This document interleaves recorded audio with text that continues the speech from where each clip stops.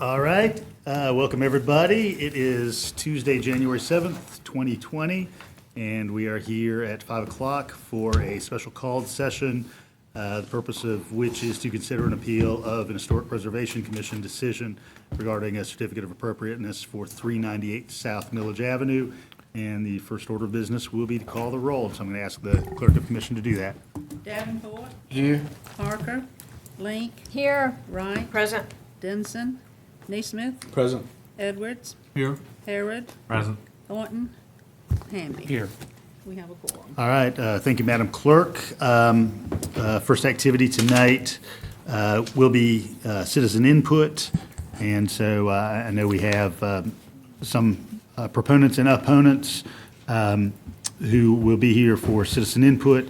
And then there will be opportunity for rebuttal as well. So I'd like to first call John MacArthur to the podium. Mr. Mayor, Yes, before we begin, can I read a brief statement about proceedings? please. I appreciate that, Attorney Drake. We are here today for a hearing on the appeal from the October 16, 2019 determination of the Historic Preservation Commission, where it granted the application of the National Development Corporation of Delta Phi Epsilon Incorporated for a certificate of appropriateness for proposed renovations and a major addition to the structure located at 398 South Millage Avenue. The appealing party is Dan Tokos, who owns the neighboring property located at 420 South Millage Avenue. Mr. Tokos is represented by Attorney John MacArthur.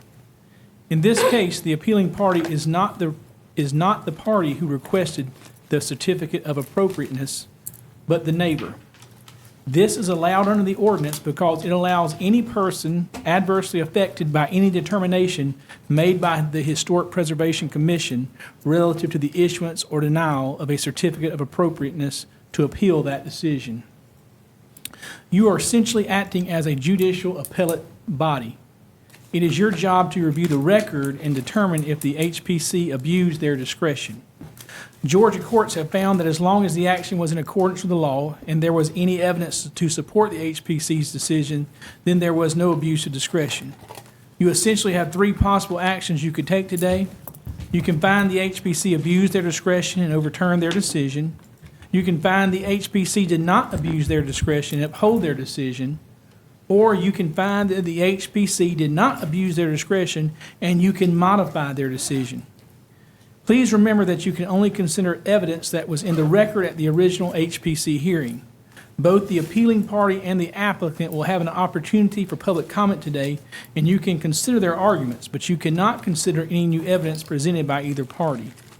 The appealing party has 10 minutes to present arguments in support of their appeal, with the appealing party arguing first. If an appealing party or counsel does not use the full 10 minutes, an appealing party may allow others supporting the appeal to make arguments. Persons opposing the appeal will then have a 10-minute period to present arguments and oppositions. After opponents of the appeal have presented their arguments, the appealing party has a 3-minute rebuttal. Finally, please remember that the Historic Preservation staff are here should you have any question regarding matters in the record. Thank you, Mr. Mayor. Attorney Drake, I appreciate it very much. Give Commissioner Denson just a second to get settled.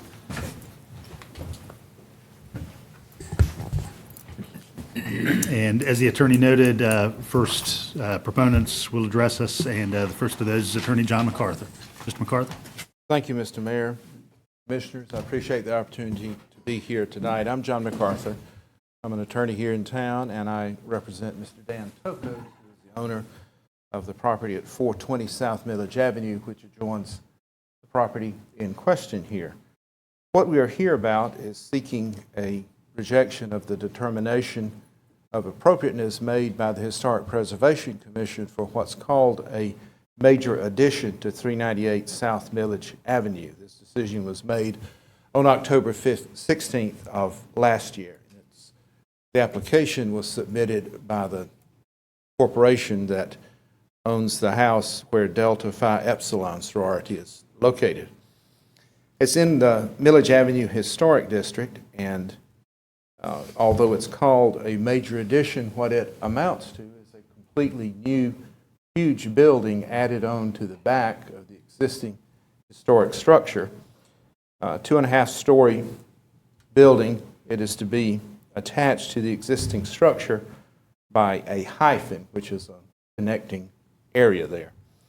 As I understand it, the existing structure was built around 1890 and has been used for a variety of purposes since then.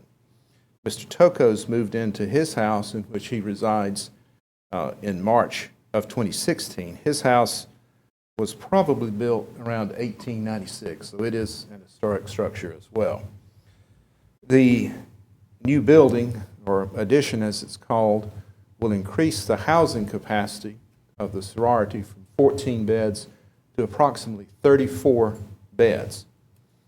And we believe that it was an abuse of discretion by the Historic Preservation Commission to issue a certificate of appropriateness, because this changes the character of that building completely, and it changes the character of the historic district. There are a number of reasons for that. The main ones I would like to address to you is the scale and mass. This is a huge structure, and the 2.5-story addition will completely overshadow Mr. Toko's property, which is located immediately next door.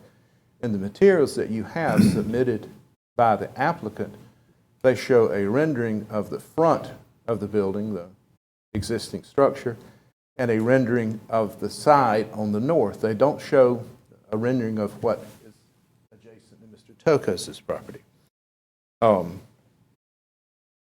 We believe that this is a substantial adverse effect on the property and on the district. I would like to yield the balance of the first 10 minutes to Mr. Scott Reed, who lives in the property, and he is an architect and expert in historic preservation. I believe you may know Mr. Reed already, but he will address some of the specific problems with the HPC decision. Thank you, Mr. MacArthur. Mr. Reed?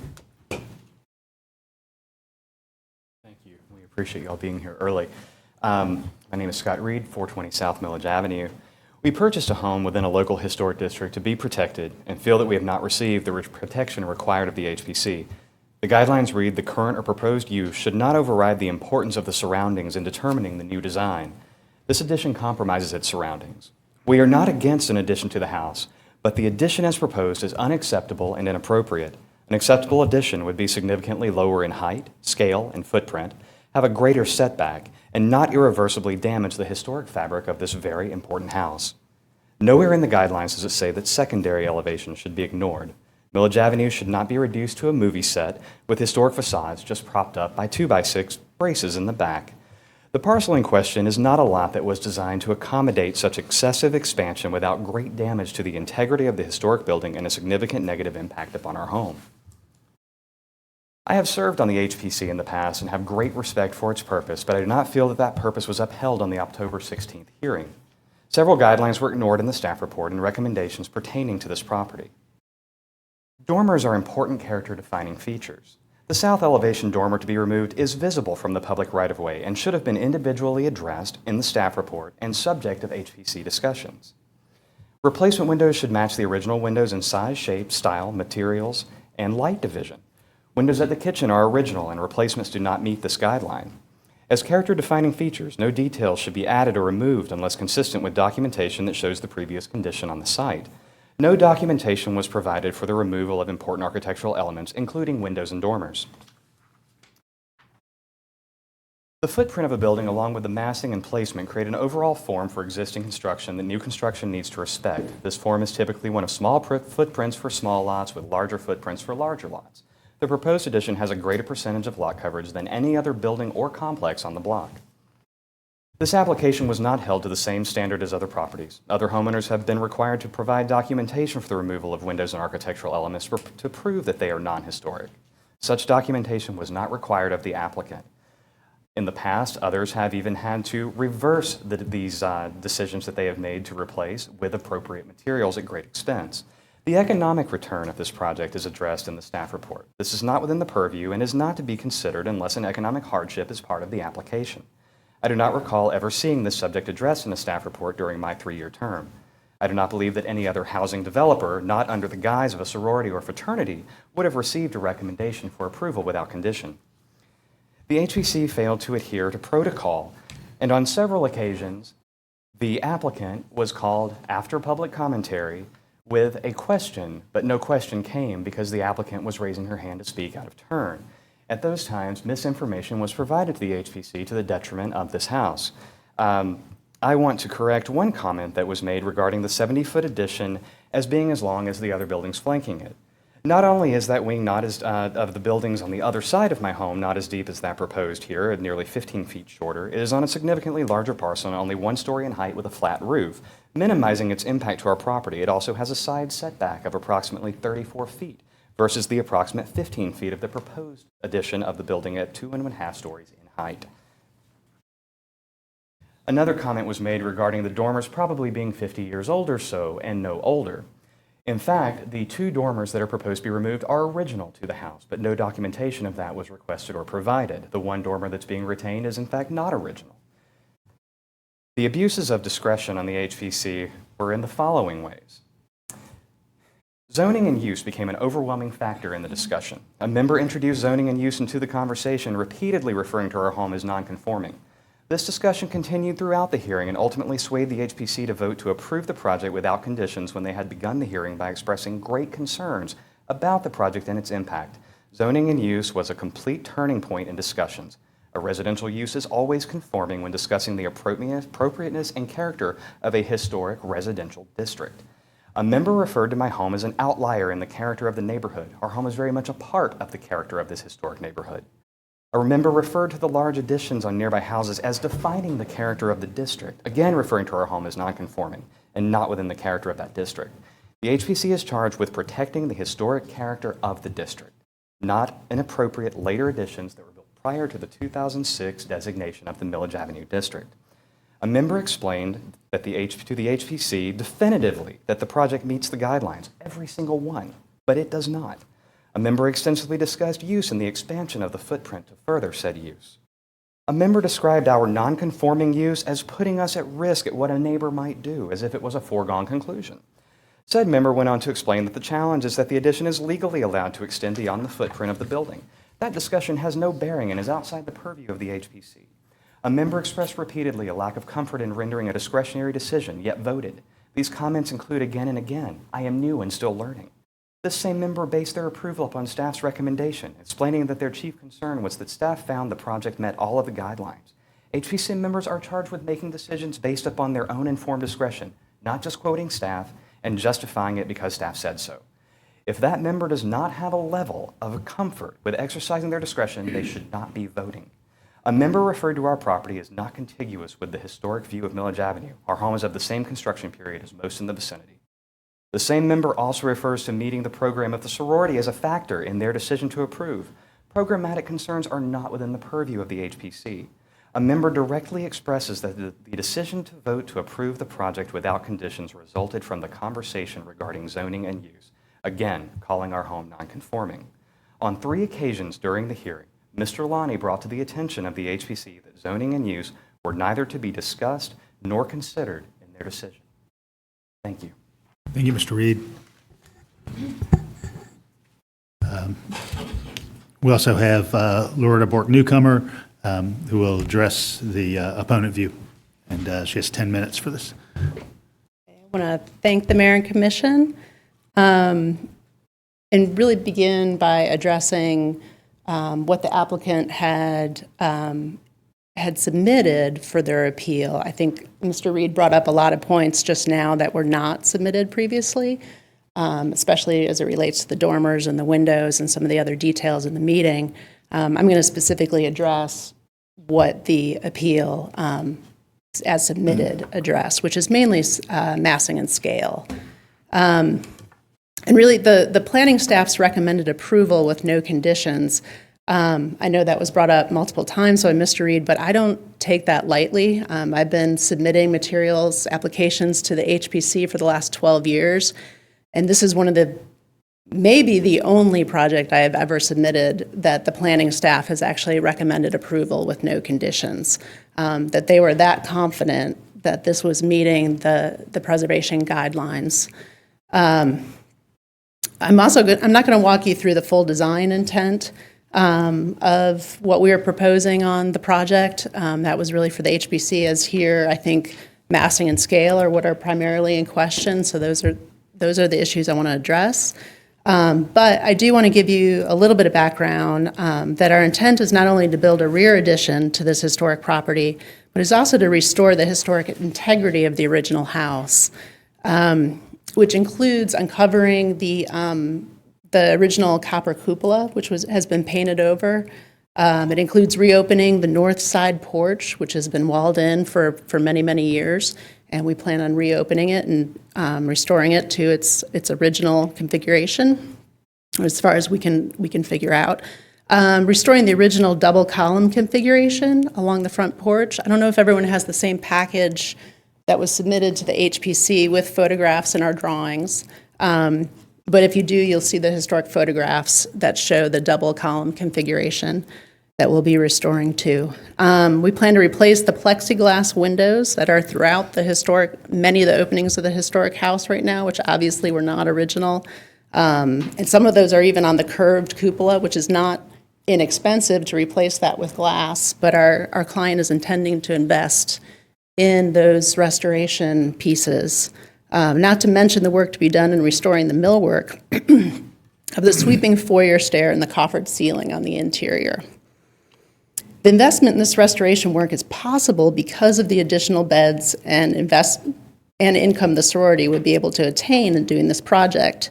It is why the sororities are good stewards of the historic and cultural resources along this street. They're able to maintain them. The number of beds that we're proposing in this, 34, that includes guest room, which will not be used frequently, and the house director, is about half the size of many of the sororities on that street. Many have 50 to 60 plus beds in their houses. So what we're proposing is by no means out of line with the Millage Avenue Historic District.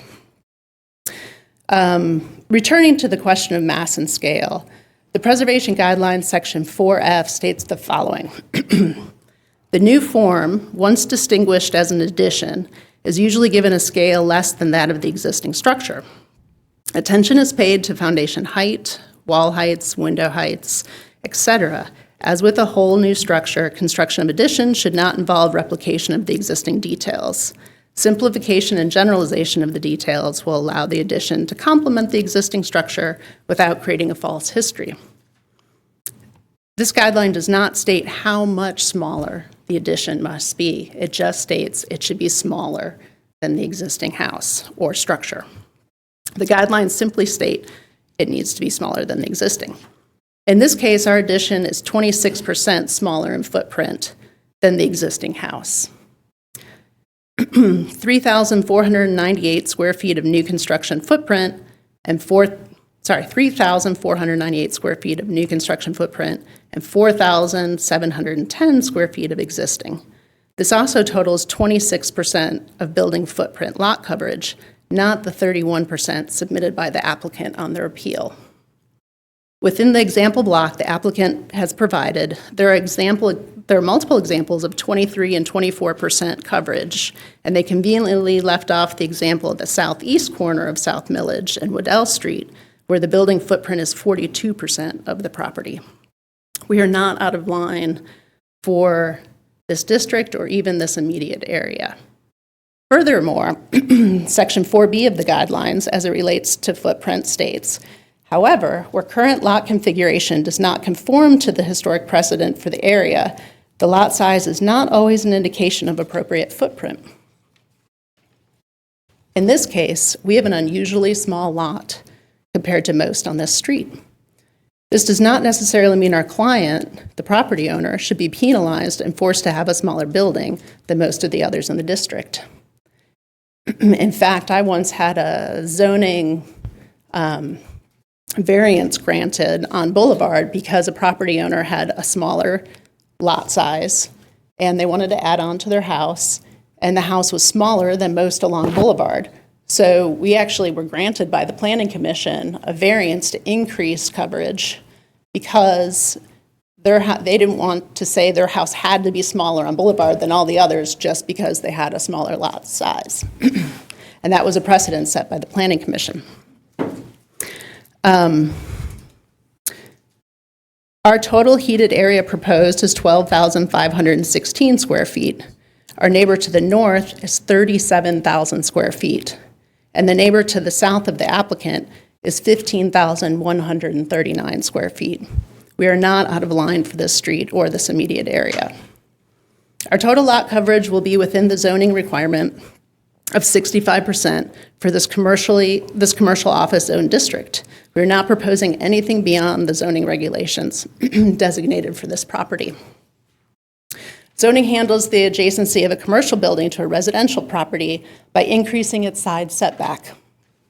In this case, normally the side setback, I believe, would be 6 feet, but it's extended to the 15 feet because of the residential neighbor on that side.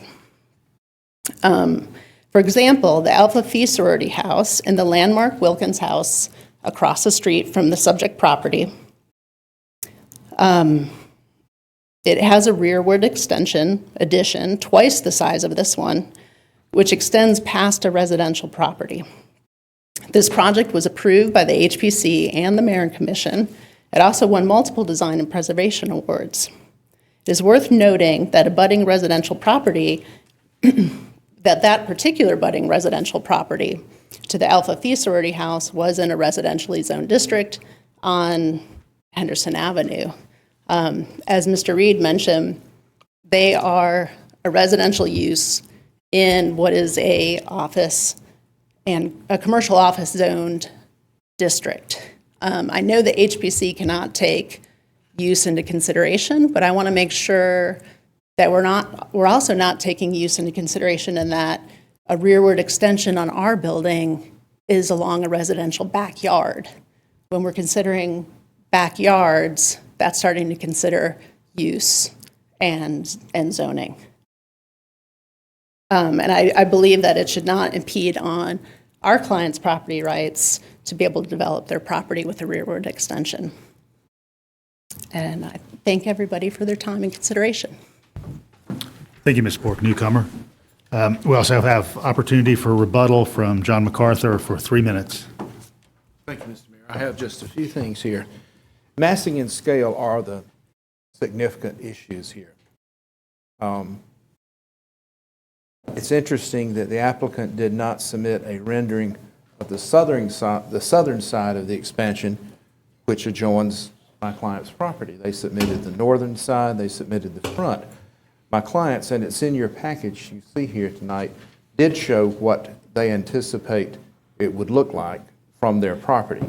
And that will be a significant adverse effect on the character of the district.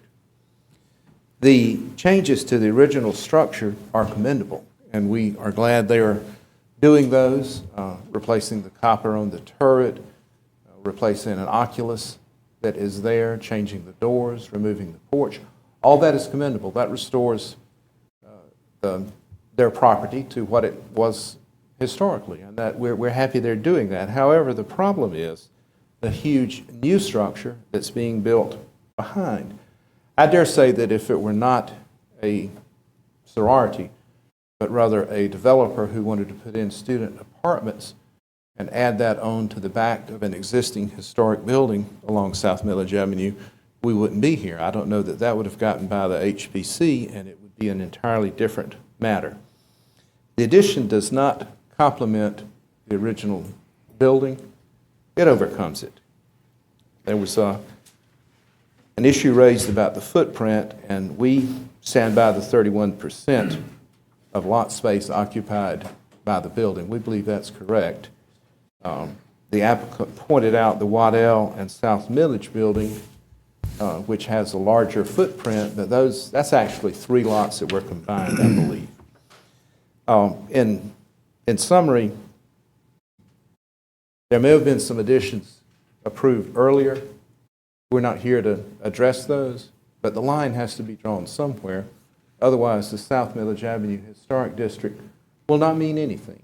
We'll end up with, as Mr. Reed said, facades, like on a movie set, propped up to retain the original character, except everything else will be different and bigger. So I appreciate your kind consideration. We would ask that you consider rejecting the approval of the certificate of appropriateness, and perhaps the applicant can come back with something else in the future that would better meet the character of the neighborhood and be acceptable.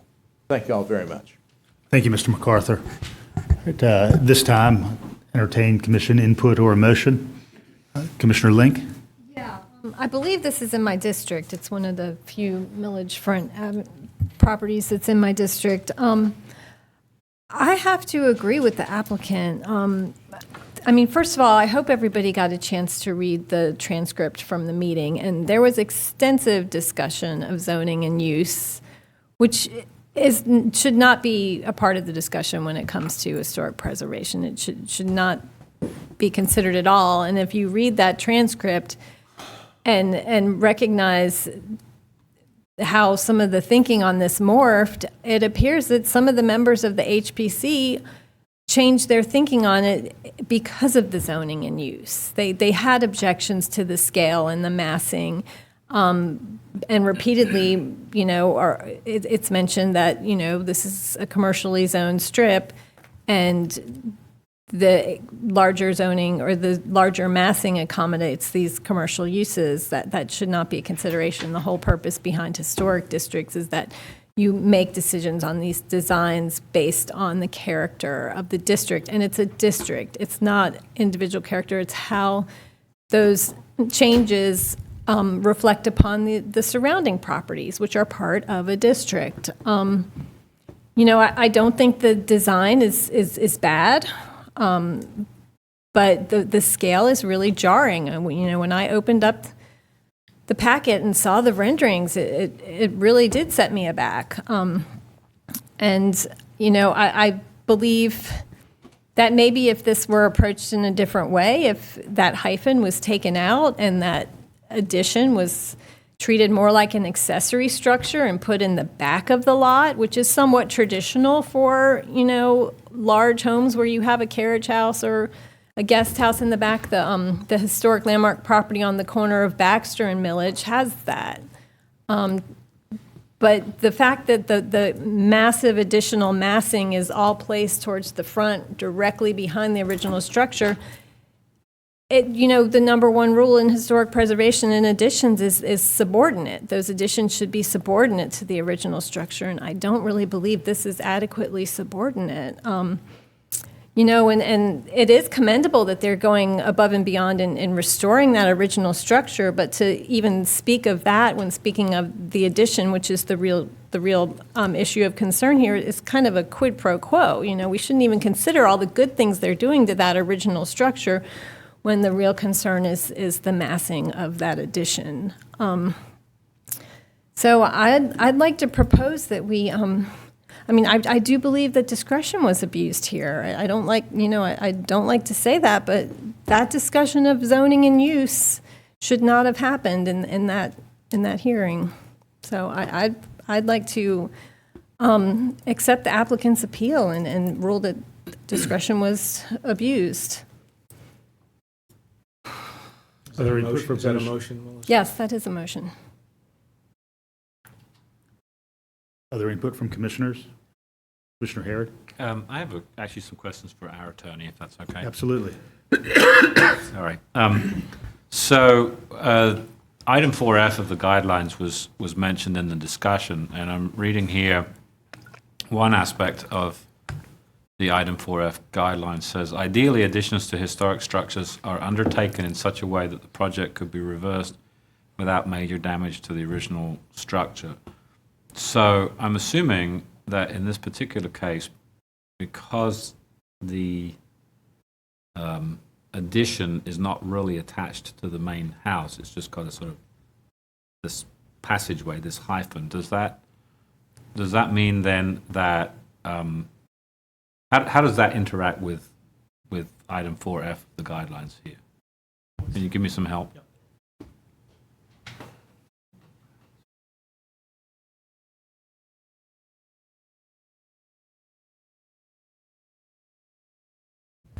Yeah, I would agree that because of the nature of the connection, it could be removed and not have much damage to the main structure, but I'll also ask planning staff if they have anything to add to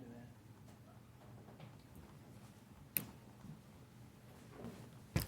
We would agree. That's typically the way you would see an addition handled, in terms of the hyphen connection instead of a complete just extension of an entire rear or side elevation with an addition. Okay. And then the other question I had, so the argument was made that the user needs to have such a large addition because they need the revenue from the extra beds to be able to renovate the original structure. Is that something that the HPC should or should not have? Does it have any bearing on what we're talking about? I guess that's the question I'm trying to ask. I mean, the argument seems to be we need such a big house because without it we can't renovate the older building, or we need such a big extension, rather, addition. But, so what? Only the factors that are part of the guidelines can be considered by HPC. I will ask planning staff if there is a guideline that takes into account financial matters.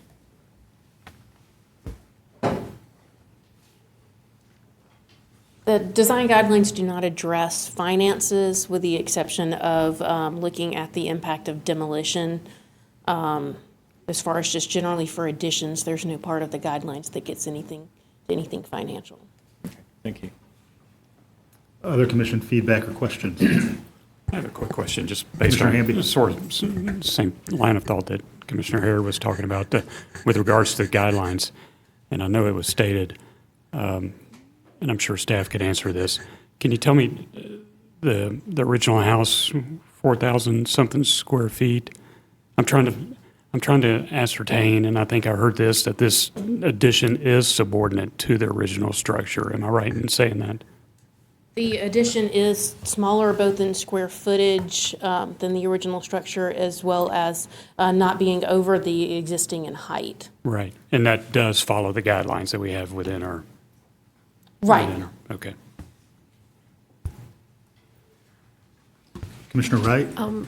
Yeah, I also want to ask you, Mr. Mayor, if the next step after this point, or if there was an appeal, what's the next step that the project like this, just any project, a commercial, because it's not, it doesn't follow residential. So Just this is a an clarification. appeal of an HPC decision, and so we're the appellate body in that matter. I don't believe there's additional appeal. Or Attorney step. Drake? Well, if either party would have a right, I believe, to make a administrative appeal the decision of this body to a superior court. Superior Court. But I guess as far as, it doesn't go to the planning commission. No. Okay. And then, and Brad, maybe you could clarify, it had to do with the question I was asking you about it being a commercial zoning, just that it comes before us again, this a Yes. project I mean, like this. that's- Can you I mean, explain there's- that Sure. step? Not so much the appeal part, but what happens? Just from a procedural standpoint, this type of an addition on Millage Avenue to a fraternity or sorority would require a special use permit. I mean, it is very typical in this two-step process when we're in a historic district and we've got a special use permit, that an applicant would try to go ahead and tie down the design of the structure so that they could then present that to you as part of your special use review as a binding plan.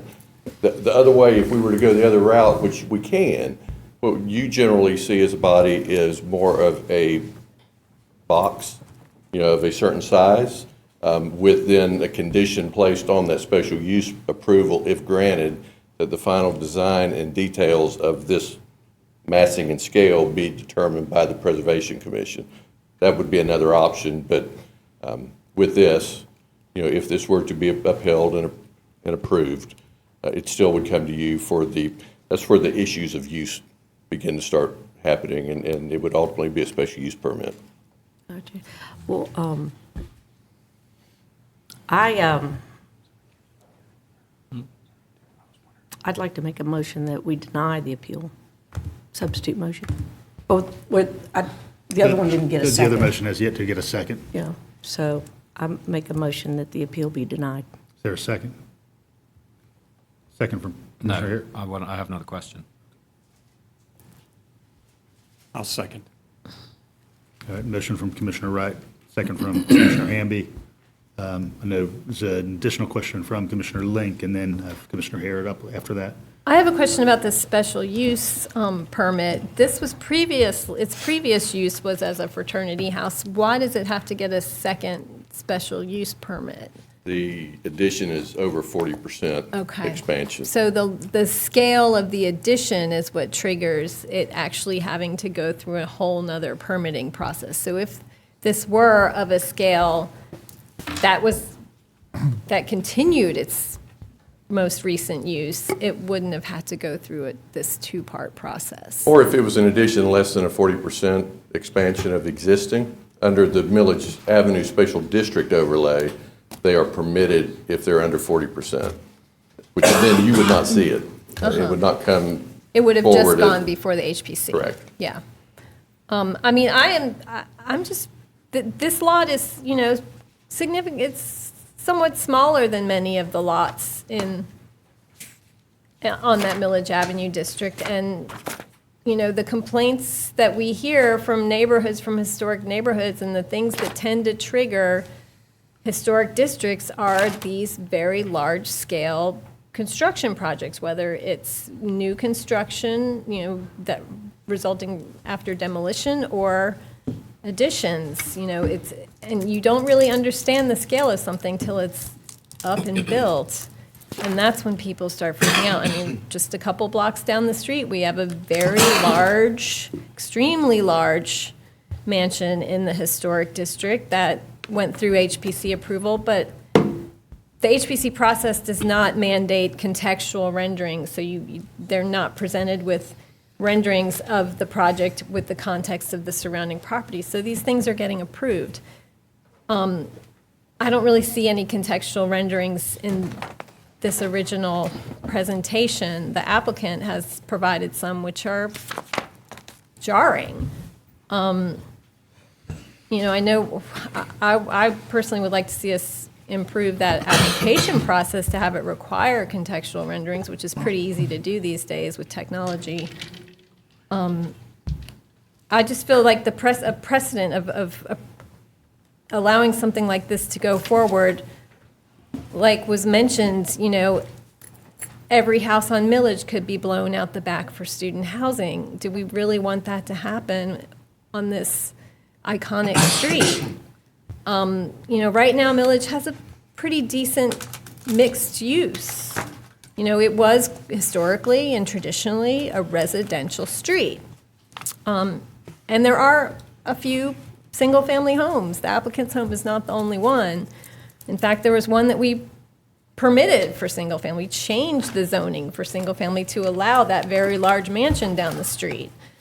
More and more, we want to encourage these kind of mixed uses. And, maintaining that historic character kind of allows for the creativity to keep these properties available for those kind of mixed uses. And I mean, I do believe that this project could happen, at a comparable scale if it were spread out and more approached with given a more traditional approach. Many of these old mansions did have carriage houses behind them, or servants' houses, or garages, or whatever. But all that massing tucked up front, and it will be seen from the street, and it will certainly have an impact on the neighboring property. I just think that, a precedent, we'd be setting a dangerous precedent to allow for this scale of addition. Commissioner Hare? Thank you. I have two questions again for our attorney. So one, am I correct in understanding that a special use permit does not set a precedent legally? When we approve or disapprove or deny a special use permit, does that have any regard, does You that have any understand this- impact upon setting precedents? First of all, I want to say you understand this is not a request for a special use permit. I do that, but Yeah. but if this is, if we deny the appeal, that's what's coming down the pike next, and the argument has been made that this is opening the floodgates, and I just want to know what the law is. I guess I'm not following why that would be open the floodgates. I'm not following that. Make sure I understand the context of your question. Well, because one of my colleagues just mentioned that if this goes forward, that lots of other houses could then request expansions into their backyards, and this would be setting a precedent. And I just want to be sure on my own understanding of the law with regards to special use permits, whether or not special use permits, an approval or a denial sets a precedent, or whether they're each considered individually. Each application, zoning application is considered on its own merits under the law as applies. Okay, so they do not set a precedent. I would say they don't set a precedent. Okay. So then the other question I had, on page 99 of the PDF, which is part of Exhibit A from the neighbor, there is a drawing of presumably, not presumably, but 420 South Millage Avenue's backyard, I guess, with the house presumably in the next, if it were to be constructed, or the addition rather, if it were to be constructed. And that looks fairly large to me. So my question is, at what point does, at what point, from a legal point of view, does the potential addition impact the property rights of the person at number 420 South Millage Avenue? In other words, Well, the commission must make its decision based upon the guidelines. And as the plan director has indicated, the proposed addition, it falls within the guidelines. okay. So that is the answer to that question. So the fact that this appears rather large, and I certainly wouldn't want to have to look in my backyard over the fence at this, that's not really something that is covered under the guidelines. Is that what you're saying? Yet, I'm saying the guidelines speak for themselves and indicate what is appropriate for both the HPC and this body to consider approval. But. Got Commissioner Neesmith and then Commissioner Hamby.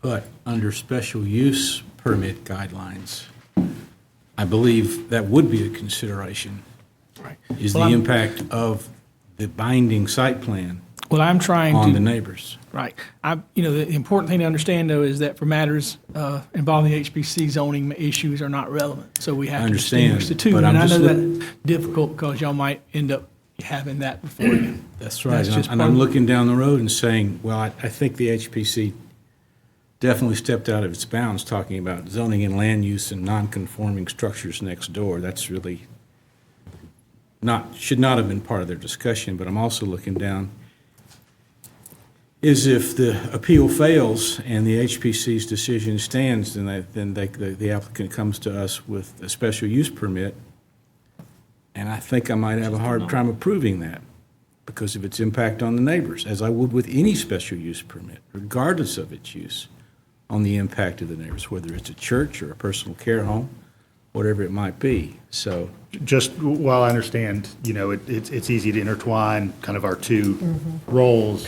Just remember tonight, we simply have to consider the historic preservation guidelines, and really that's the frame we have to operate in. We know, of course, we take different roles, but that's the role we're taking tonight. Right. It's important to understand your role now is to act based upon the evidence. I guess on the I record. wanted the applicant to hear me say that. Commissioner Hamby, you have And next. that's the exact same point I was going to make. We're looking at whether or not the guidelines were abused or the abuse of discretion was made. And based on what we're hearing within the documents that we received, HPC followed the guidelines. And these other questions, while valid, will come at a different point in time for us to address. Commissioner Link. I just want to call everyone's attention to page 96 of the PDF where it talks about footprint. The applicant provided this.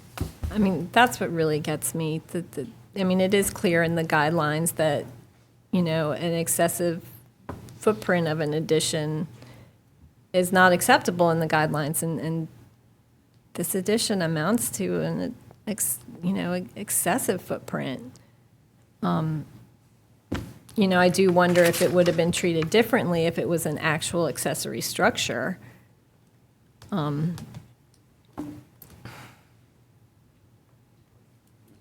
Guidelines. Commissioner Harrod?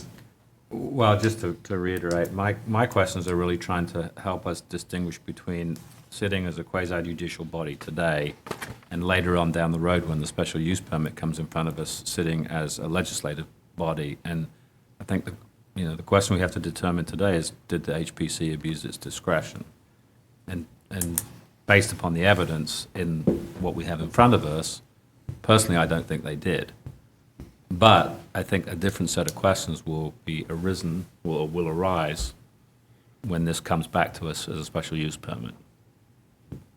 Absolutely. Different criteria, different filter will be considered at that point. Commissioner Wright? Right, and I just, if I repeat these numbers and they're wrong, somebody correct me, but I thought that the addition was 26% smaller than the footprint of the original, so that shows it as being subordinate. And it's covering 26% of the lot, the building, and we heard the numbers of other ones in the area, I think. And then the fact that the actual existing building is having more than 40% of it renovated is also kicking in some other things as well. The 40% renovation is the current house. The other numbers are smaller in relation to the addition. Commissioner Lee? The guidelines don't offer any clear formula for how to quantify subordinate. If it's 99, or if it's 1% smaller than the existing structure, is that still subordinate? Like, there's no... This question's emerged in some of our prior hearings, and certainly, I think in the past, we've recognized that that's a somewhat subjective criteria. This conversation could really inform us in readdressing these guidelines, which there are several things that have come up repeatedly that probably should be readdressed. Mr. Mayor, I'm going to second Commissioner Wright's motion. Has it been seconded already? Yes, I'm sorry. There have not. Hamby did. Hamby seconded Commissioner Wright's. Okay. Any additional input tonight? All right, Gene, I'm going to call. Which option? Can you verify which one, 2, or 3? Did not. Two. Did not abuse, I think it's one. Did not abuse discretion and decisions upheld. Okay. All right, roll call, Commissioner Wright? Yes. Denson? Yes. Naismith? Yes. Edwards? Yes. Harrod? Yes. Hamby? Yes. Davenport? Yes. Parker? No. Link? No. 7 yes, 2 no. All right. All right, thank you. At this point, I'll call for a motion to adjourn this session, and we will meet back in 5 minutes. So moved. Second. All in favor of adjourning? Aye.